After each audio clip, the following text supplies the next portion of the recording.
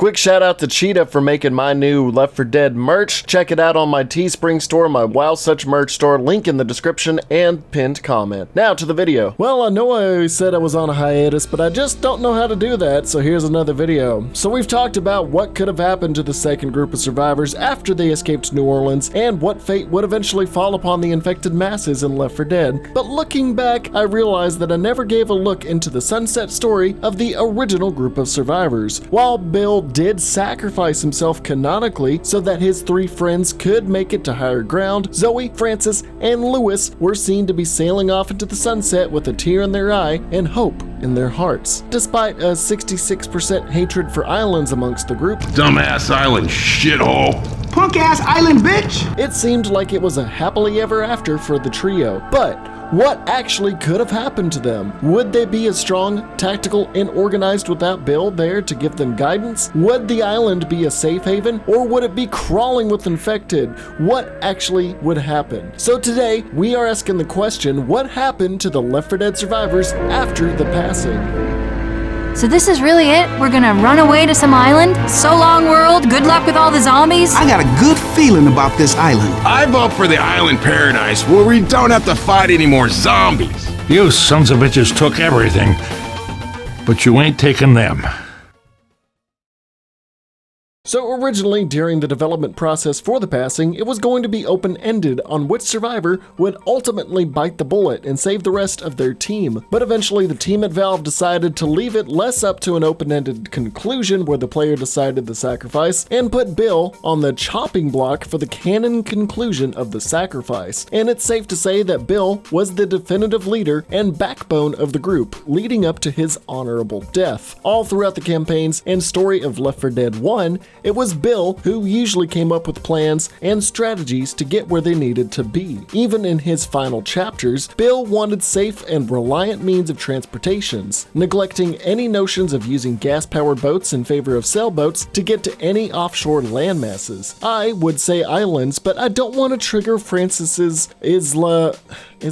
how do you pronounce it, man? I really hate islands. I have insulaphobia. I'm afraid Are you joking? Bill can even be heard making judgmental remarks about gas-powered generators and vehicles in dire situations. You know who runs around filling up things with gas?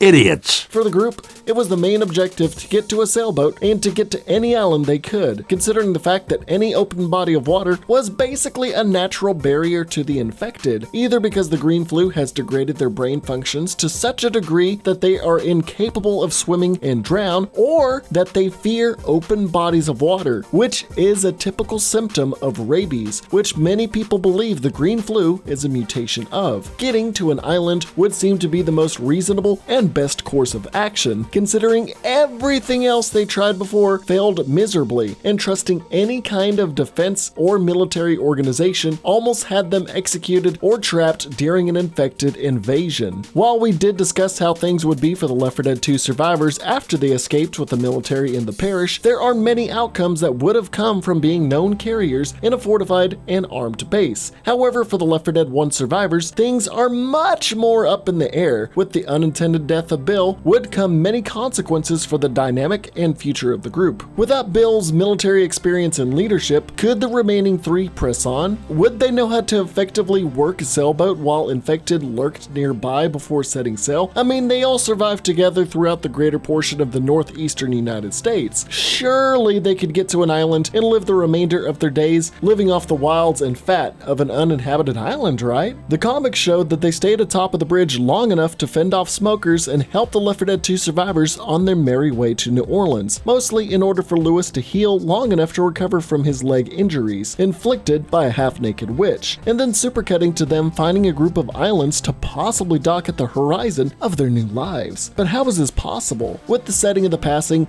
and the sacrifice based on the city of Macon, Georgia, it wouldn't make sense for it to be in Macon, so a fictional city of Rayford would be closer to port at a river or ocean and would have to be relatively relatively close to Savannah. Now why is that?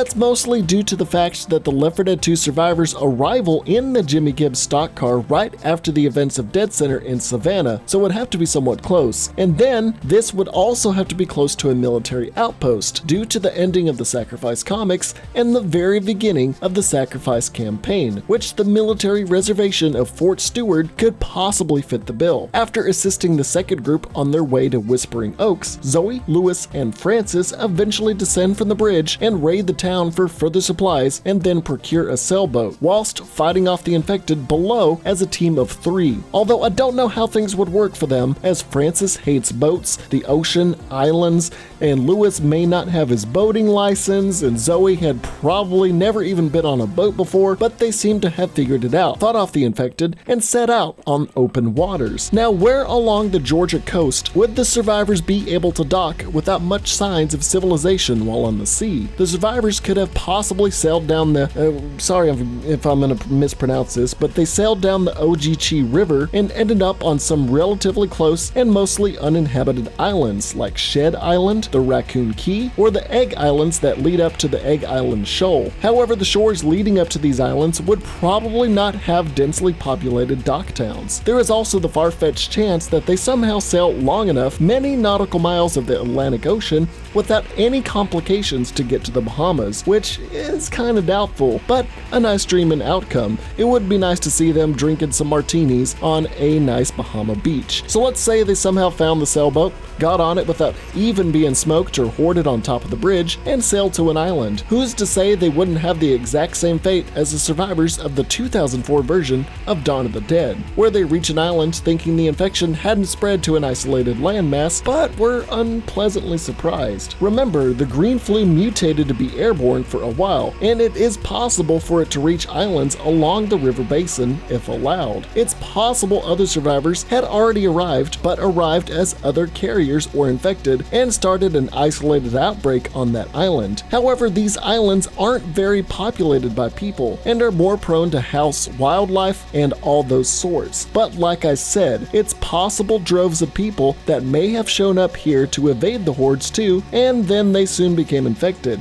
Now, as a group of 3, would they be able to handle the hordes as effectively as they did without the help of Bill? They could very well meet their grim fate in the paradise they thought they had achieved. Now, it's not like Zoe, Lewis, and Francis aren't fully capable of taking out the infected hordes, from every bouncing boomer to every benching tank to even the newer variants that started cropping up near Bill's passing. With Lewis's leg healed and being fully stocked from the port town, it would be a bit difficult without a 4th wheel on their cart. But hey, a tricycle can move forward just as well. Regardless, I mean, hey, there have been plenty of campaigns I played where a 3-man team was nearly as efficient and capable of surviving to the endgame just as much as a 4-man team. But there was always the possibility that they could bite off more than they could chew. Even the most battle-hardened and strong-willed survivors could be met with unmatchable odds and be extinguished. I mean, hell, the green flu infection mutated people catastrophically within just 2 weeks, and its strain fluctuated between airborne and through fluids. Who's to say it won't spread through the sea or become airborne again and become transmissible to animals that are on the island? As much as I hate the idea of infected animals in Left 4 Dead, it is a possibility. But regardless, there's a lot of stuff that could happen within a short amount of time. But regardless, the trio is still plenty capable of fighting whatever the green flu can throw at them for the most part once they arrive. Maybe they're able to clear out the horde on the island, or they arrive and it's mostly uninhabited except for a few resort employees or healthy survivors or even natives, or it's just them and the wildlife existing there. They could attempt to rebuild society or just simply live day to day living off the fat of the land without the impending doom of an incoming horde. I'm not going to create fictional characters that would coexist with these 3 survivors, as this is a what if scenario and not a fanfiction, so whatever whatever outcome occurs, it will always entail them or an entity like the military. I will have to say though, Francis's attitude towards new people can always be very conflicting, so the contrast of him with Lewis, who will always try to see the positives in other people, will make for a really healthy debate, and with Zoe as the new leader archetype, will always keep them going after their own.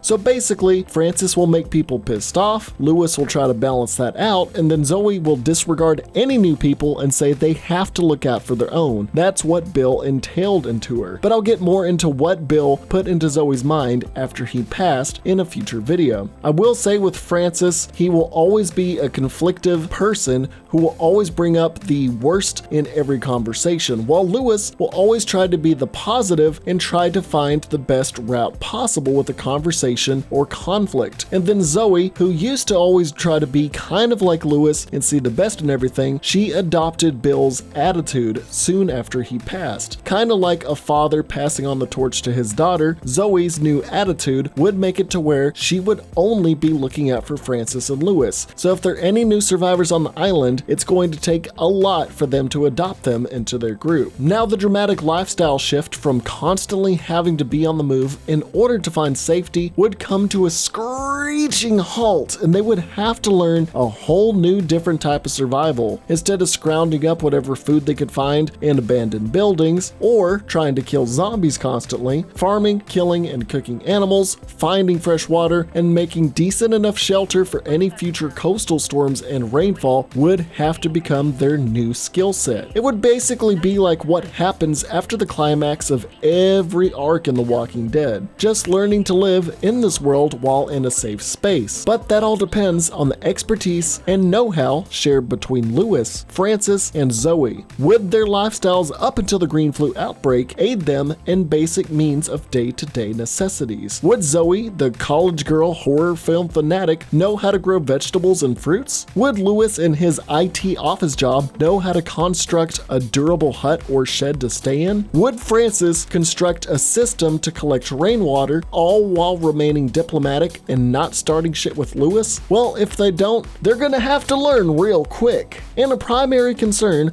of the general eastern side of the United States is that anything east of the Mississippi will be completely overrun and deemed lost causes. As what I said earlier, the infected cannot cross bodies of water, so the infection may stop at the Mississippi. Considering how easily each and every fortified base was taken over within the Left 4 Dead games and comics with such quick and unrelenting force, even with all the artillery and precautions they had, the US military and government may resort to either nuclear strikes, chemical warfare, germ warfare, or napalm strikes to eradicate the disease in any people either infected or carrying the green flu. So sad to say, but if an island they set up shop on is close enough to shore, or if military bombers designate these islands as potential hazards, well, there's not much our three survivors could do to stop it or escape, especially if they have to rely on a sailboat to get away. We would like to think their Into the Sunset ending is them living their lives carefree and happy, dramatizing an island where monkey butlers will serve them and they will live their days in a paradise. But after every happily ever after, there is bound to be a whole nother story and chapter to be read. And in a world as bleak as Left 4 Dead, with the virus as contagious and mutative as the green flu, an army as brutal and relentless as the infected, and the drastic measures of the military, it's difficult to see a positive outcome for those that remain. But we can always imagine what was going on through Bill's mind as he imagined the life that his new family could achieve through his own sacrifice. We can always think that it all worked out in the end. Thank you so much for watching today's video and a return to some Left 4 Dead lore after over a year dry spell. If you liked what you saw and want to see a future what if scenario entailing what things could have been like if Lewis, Zoe, and Francis decided to join up with the Left 4 Dead 2 survivors, let me know in the comments. And why not give a like and sub, and maybe even donate to my Patreon to encourage some more content creation. This fancy list here is everyone that has chipped in and earned a spot on my donators list. If you want to see more of my other types of content like Why You Wouldn't Survive, Zombie Sins, or more, let me know too. I recently had to take down my Discord because of mental health stuff, but it will be back up soon. But any Discord links are going to be shut down for quite a while, so just keep that in mind as we move forward. And of course, shout out to BG Bean for letting me use her SFM animation situations to accentuate